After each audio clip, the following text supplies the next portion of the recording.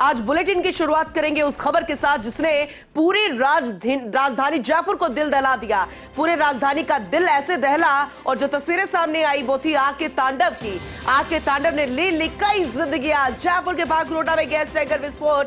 आग हादसे में अपडेट आप तक पहुंचाते हैं। सीएनजी टैंकर में विस्फोट के बाद भीषण आग लगी। एसएमएस अस्पताल में अब तक कुल 7 लोगों की मौत हो चुकी है। इस वक्त की बड़ी खबर, अहम जानकारी आप तक पहुंचा रहे हैं। अस्पताल में कुल 5 मृतकों के शव लाए जा चुके हैं। एक शव तो ऐसा जिसमें सिर्फ कुछ जले हुए अंगों को ही लाया गया। आप समझ सकते हैं कि कितना दुखद हादसा रहा होगा, कितना विभत्स वो मंजर रहा होगा। इसके अलावा 2 मरीजों का अस्पताल में उपचार के दौरान दम टूट गया। अस्पताल प्रशासन के मुताबिक 38 के आसपास मरीजों का अभी भी इलाज चल रहा है। इन घायलों में 20 से ज्यादा मरीज तो 50% से ज्यादा झुलसे हुए।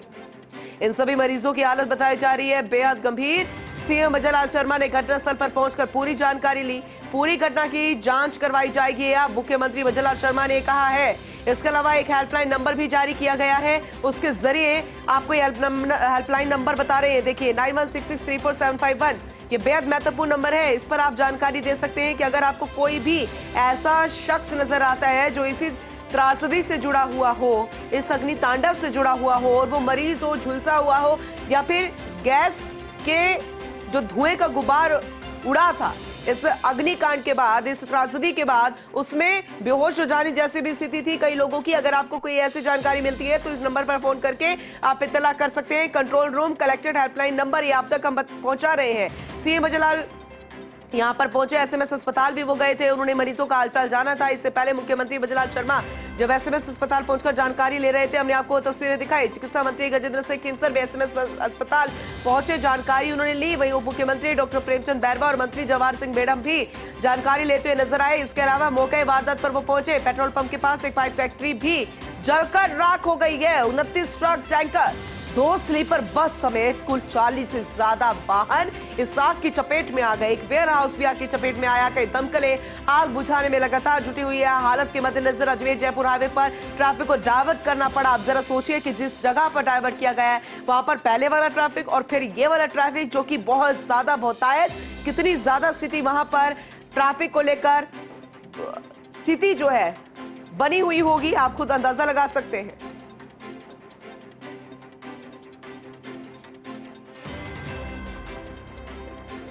तो वही मुख्यमंत्री अजय शर्मा की संवेदनशीलता हमें सुबह से ही नजर आ रही है। अस्पताल वो पहुंचे, मौका वारदात पर पहुंचे जहां पर ये अग्नि का तांडव देखने को मिला। लेकिन मौका वारदात पर जब पहुंचे, तस्वीरें तो मैं आपको दिखा रहे हैं, लेकिन मीडिया से रूबरू होकर उन्होंने क्या कुछ कहा, चलिए अब आपको वो सुनाते हैं।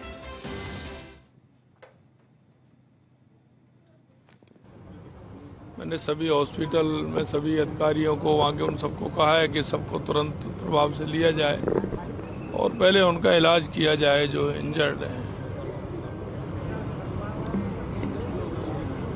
ये हादसे हैं, सुबह का समय था और सुबह का समय जिस तरह से होता है, मेरे को भी जानकारी मिली, तुरंत मैं वहाँ से हॉस्पिटल गया, सब लोगों को जानकारी ली। सरकार पूरी तरह से घटना के लिए जो भी होगा हम जांच भी करेंगे, उनके इलाज भी करेंगे, जो उचित उनको सहयोग करना है वो भी करेंगे। लेकिन ये हादसे जिस तरह से होते हैं उनको भी किस तरह से रोका जाए, उस पर भी सरकार निश्चित रूप से विचार करेगी। मैं उन सभी को जो इस घटना में हताहत हुए हैं, उन सभी के परिवारजनों को ईश्वर शक्ति दे उनको,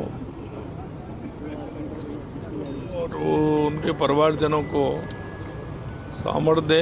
हमने एक हेल्पलाइन भी आज जारी किया है और उस हेल्पलाइन के माध्यम से किसी भी तरह की कहीं जानकारी लेनी हो तो वो भी मिलेगी, वो भी नंबर सर्कुलेट कर दिया जाएगा। निश्चित रूप से घटना दुखद है। मैं इस घटना के लिए उन सभी परिवारजनों के और इंजर्ड हैं उनके लिए ईश्वर से कामना करता हूं कि वे स्वस्थ हों और उनके परिवारजनों को ईश्वर शक्ति दे। और निश्चित रूप से हमारा प्रशासन पूरी तरह से लग रहा है और जितना होगा उतना करेंगे। अभी तक मेरी जानकारी में 4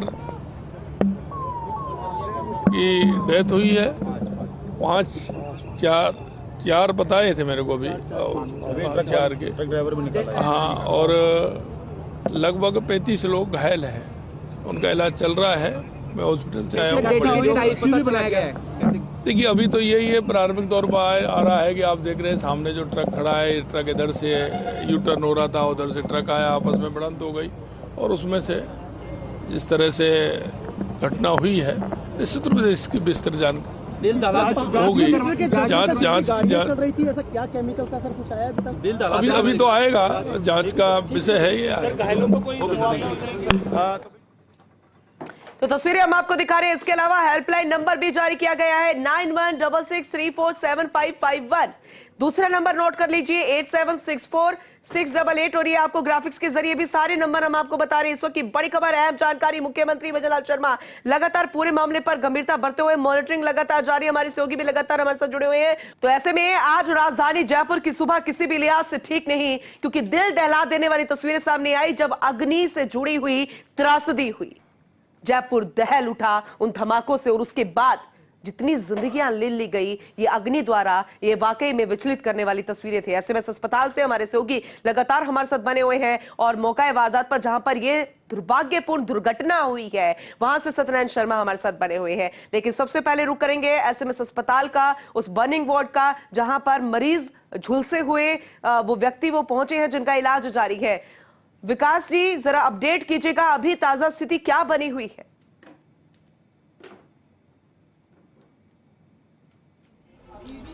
देखिए ताज़ा अपडेट यही है इस वक्त की। एसएमएस अस्पताल प्रशासन ने जो घायल लोग हैं उनकी शिनाख्त करके उनके नाम जारी कर दिए हैं। अगर बात करें घायलों की तो कुल 34 से 35 लोग जो इस वक्त अस्पताल के अंदर उपचाररत है अलग अलग नाम से। उनमें गोविंद, संदीप, पंकज, शाहिद, अशोक, विजिता, राधेश्याम, लालाराम, शाबुद्दीन, गणेश, उमर, इकबाल, शिवा, राजूराम, गीता, शैलेंद्र, लोकेंद्र, शबनम, फैजल, राजूलाल, बबलू गुजर, कपिल, सुरेंद्र, महेंद्र, सुनील, अशोक, जगदीश, सोमराम मीणा, मुलुक, लीला, लक्ष्मण, विजेंद्र, निर्मला और बंशीधर, ये नाम जो है घायलों के नाम है जो कि एसएमएस अस्पताल में लाए गए थे।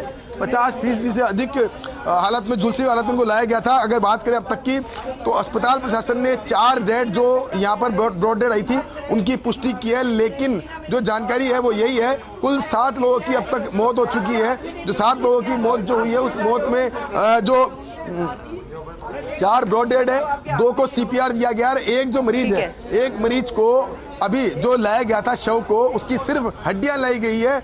आप देखिए किस तरह से मौके पर हादसा हुआ कि व्यक्ति को बचने का मौका भी नहीं मिला, वो शव की शिनाख्त भी नहीं हो पाई है किसका शव था क्या था। तो पुलिस ने जो जितने भी अंग वहाँ मौजूद थे उन सबको समेट करके एक चद्दर के अंदर समेट करके वहाँ लाए थे। और देखिए ये इस तरह की भयावह तस्वीर है जो हम दर्शकों को नहीं दिखा सकते हैं, लेकिन उस हादसे की भयावहता को दर्शाती है कि किस तरह का हादसा हुआ होगा कि मौके पर ही ऑन द स्पॉट ही वो बर्निंग स्थिति ऐसी बनी कि पूरा जलकर खाक मरीज हो गया। वो स्थिति आप देख सकते हैं इसमें हुई है। प्रदीप जी हमारे साथ मौजूद है, एडिशनल सुपरिटेंडेंट, उनसे बात करते हैं। प्रदीप जी, क्या स्थिति अभी इस वक्त, किस तरह की तैयारी चल रही, इलाज चल रहा है? शिनाख्त की गई है लोगों की जो मृतक है उनकी भी और घायलों की भी सूची जारी की गई है। कोई कंट्रोल रूम स्थापित किया गया है क्या? बिल्कुल, आपको इस मैं बताऊं, हमारे नर्सिंग सुपरिटेंडेंट ऑफिस जो 24/7 चालू रहता है उसमें आईटी की टीम लगी हुई है। एक्चुअल पेशेंट की जो एंट्री होती है, सारी चीज़ होती है, हम जब नहीं हो पाती कोई भी एंट्री, अननोन से हम एंट्री करते हैं। मरीज़ की शिनाख्त के बारे में हमारे पास सुबह टाइम नहीं था। हमारा प्राइमरी जो कंसर्न था वो इस बात को लेकर था कि ट्रीटमेंट में कोई कमी नहीं रहे, तो हमारे स्पेशल चिकित्सकों की जो टीम है बर्न वार्ड में, एक स्पेशल पूरे वार्ड आईसीयू में हमने इन सभी मरीज़ को रखा हुआ है। जैसा कि एमएस साहब ने और हमारे सभी प्रशासनिक अधिकारियों ने बताया कि आपको 1-1, 1.5 घंटे में इस संबंध में अपडेट देते रहेंगे। जो हमारे चिकित्सक ट्रीटमेंट कर रहे हैं उनसे हम अपडेट ले रहे हैं लगातार। मरीजों की स्थिति पे क्लोज मॉनिटरिंग चल रही है, सारी चीज़ें। प्रदीप जी, सामान्य कामकाज नहीं सफर हो और जो मरीज आ रहे हैं उनको पूरा इलाज में, उसके लिए क्या व्यवस्था की गई हो? बिल्कुल, आपने देखा होगा इमरजेंसी में जो मरीज आ रहे हैं उनको तुरंत हम बर्न वार्ड में ले रहे हैं। उनको एक स्पेशल जो बर्न का वार्ड है उसी में रखा गया है, सामान्य मरीजों से दूर रखा गया है। वैसे भी बर्न का वार्ड पूरी तरह आइसोलेटेड है पूरी चीज़ों को।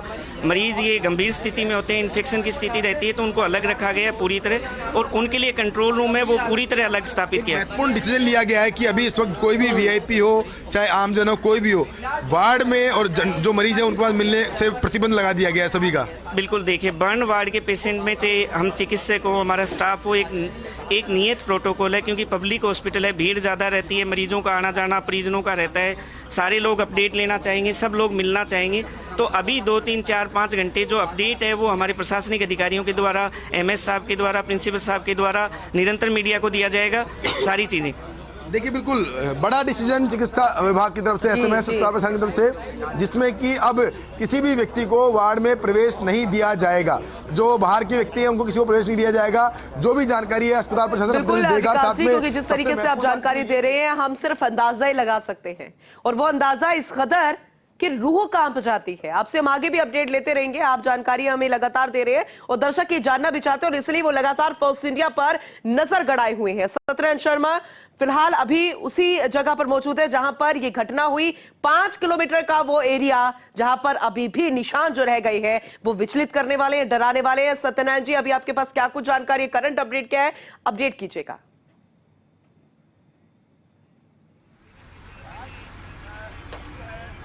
पूनम, देखिए पूरा साल शांतिपूर्वक निपट गया, लेकिन जाता हुआ दिसंबर जयपुर के लिए बहुत बड़ा दर्द दे गया, और शायद इस दर्द की दास्तां आज जयपुर की जनता ने देखी भी होगी।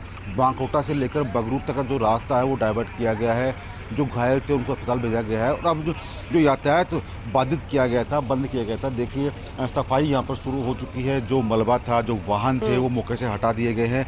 क्रेन की मदद से, अन्य उपकरणों की मदद से जो रसायन सड़क पर फैला हुआ था उनको हटाया जा रहा है, जिससे कि 1 घंटे बाद में इस राजमार्ग को दोबारा सुचारू किया जा सके और एक बार फिर से जो स्थिति है वो कंट्रोल लाई जा सके। हालांकि इस घटना के बाद में मुख्यमंत्री भजन लाल शर्मा, तमाम प्रशासनिक अधिकारी, पुलिस का महकमा तमाम यहाँ पर आए। उन्होंने आश्वासन दिया कि घटना क्यों हुई, क्योंकि घटना नहीं है, दुर्घटना है।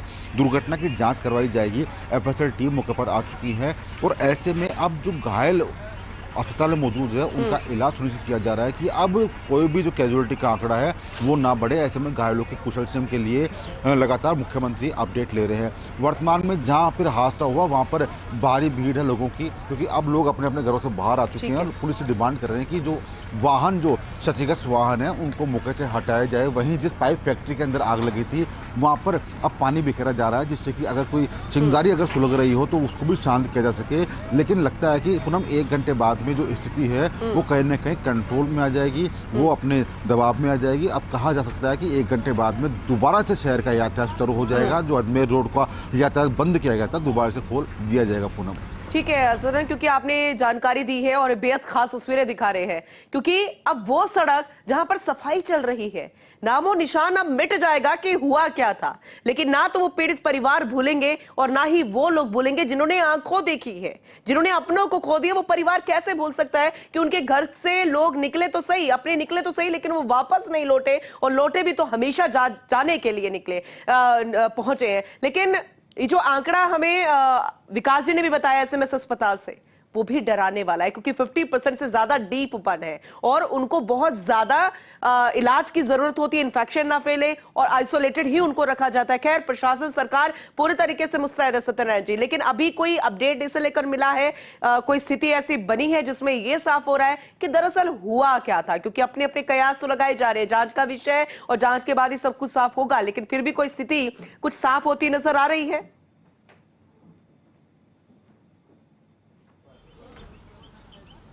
पूनम, देखिए 40 मिनट पर यह हादसा हुआ था, जिसके अंदर 2 गैस टैंकर आपस में टकराए थे। हादसा इतना विकराल था कि धमाके की आवाज़ करीबन 4 किलोमीटर दूर तक गई, और जैसे ही दोनों टैंकरों में विस्फोट हुआ, गैस लीकेज हुई, और गैस जहाँ जहाँ वातावरण के अंदर गैस पहुंची वहाँ आग की लपटें पहुंच गई। करीबन 15 फीट ऊपर तक आग की लपटें गई। कई पेड़ आग की जद में आ गए। आसपास करीबन 40 से अधिक वाहन थे, वो आग की चपेट में आ गए। एक पूरी स्लीपर बस थी, वो पूर्णतः क्षतिग्रस्त हो गई। उसके अंदर जो सवारियाँ थी वो झुलस गई।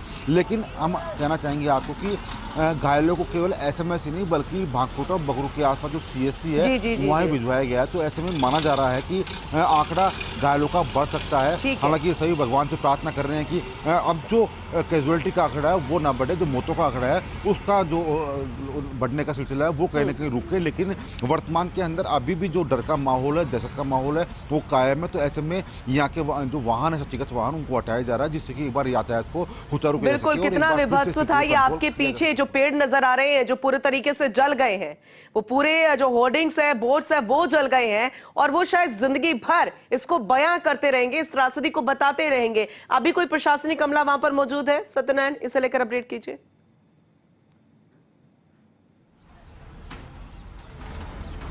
बिल्कुल, देखिए खुद police commissioner Biju George Joseph और एडिशनल पुलिस कमिश्नर कुंवर राजदीप सुबह 5:40 पे हादसा हुआ था। 6 बजे वो यानी कि 20 मिनट के भीतर पुलिस के तमाम आला अधिकारी यहाँ पहुँच गए थे और स्थिति को कंट्रोल होते हुए देखिए अभी भी 2 अधिकारी हैं यहाँ पर मौजूद है। कोशिश की जा रही है हर स्थिति कंट्रोल करने के लिए। जो वाहन थे, जले हुए वाहन थे, क्षतिग्रस्त वाहन थे, उनको मौके से दूर हटाया जा रहा है क्योंकि जो हादसा हो चुका अब करना है कि डैमेज कंट्रोल। बिल्कुल, आपने सही कहा सत्यनारायण, क्योंकि जो दुर्भाग्यपूर्ण दुर्घटना हो गई है उसमें अब कोशिश इस बात को, क्योंकि उससे तो हम रोक नहीं सके, लेकिन अब जो स्थिति उत्पन्न हो रही है उसे कंट्रोल किया जा सके। जो झुलस गए हैं लोग और वो जो मरीज बनकर अब अस्पतालों में पहुंच रहे हैं उनको सही इलाज मिल सके, ये बेहद महत्वपूर्ण है और ये गंभीरता नजर भी आती है सरकार की भी और प्रशासन की भी। आपसे हम अपडेट लेते रहेंगे। एक बार फिर से विकास जी का रुख कर लेते हैं जो कि एसएमएस अस्पताल में मौजूद है, हमें हर एक अपडेट दे रहे हैं सुबह से ही। विकास जी, क्योंकि आपने एक जानकारी दी कि एक तो ऐसा यहां पर मरीज आया, अब उसको क्या कहे, जो सिर्फ हड्डियों का ढांचा था, अभी तो उसकी शिनाख्त भी नहीं हो सकती। रूह कांप रही है ये बात करते हुए। हम सोच रहे हैं कि उस परिवार पर क्या बीतेगी जब पता चलेगा, जब शिनाख्त होगी कि उन्हीं के घर का चिराग था। और जैसे कि अभी सत्यनारायण जी कह रहे थे कि दूसरे और अस्पताल है भांकरोटा के जहां पर कई झुलसे मरीजों को भी अस्पताल में भर्ती कराया गया है, तो आपके पास इसे लेकर क्या अपडेट है? टोटल आंकड़ा क्या कहता है?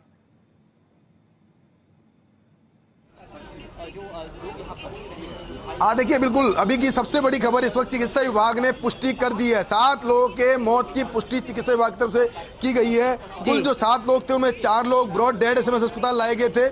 उसके अलावा एक मृतक जो है उसकी सिर्फ शरीर के कुछ पार्ट यहाँ पहुंचे, उसके 2 लोग जो है उनको सीपीआर दिया गया है। सीपीआर देने के बाद में उनको बचाया नहीं जा सका। कुल मिला के अब तक एसएमएस अस्पताल प्रशासन की बात करें तो कुल 7 लोगों की मौत अब तक इस हादसे के अंदर एसएमएस अस्पताल के अंदर हुई है। जो हम लगातार कह रहे थे कि 7 लोगों की मौत हुई है उसकी पुष्टि अब प्रशासन की तरफ से की गई है। हालांकि मौके पर जो लोग पहुंचे हैं, जो निकल रहे हैं, जो यहाँ पहुंच रहे हैं, वो आंकड़ा कुछ और कह सकता है। लेकिन जो एसएमएस अस्पताल प्रशासन, जो चिकित्सा विभाग का अधिकृत डाटा है, वो ये कह रहा है 7 लोगों की मौत जो है इस पूरे घटनाक्रम में हो चुकी है। उसके अलावा 37 से 38 लोग ऐसे हैं जिनका का इलाज इस वक्त एसएमएस अस्पताल में चल रहा है। कुल मिला के बात करें अभी की सबसे बड़ी खबर, कुल 7 लोगों की मौत इस पूरे हादसे में अब तक एसएमएस अस्पताल के अंदर हो चुकी है, जिसकी पुष्टि जो है अस्पताल प्रशासन ने कर दी है। जी बिल्कुल विकास जी, और बेहद दुखद है ये खबर और बहुत ही दुखी मन से हम कह रहे हैं कि जो पुष्टि हुई है वो 7 लोगों की हुई है। और अब दुआ करते हैं, पूरा राजस्थान ये दुआ कर रहा है, सिर्फ राजधानी जयपुर के लोग ही नहीं, कि ये आंकड़ा और ज्यादा बढ़े नहीं,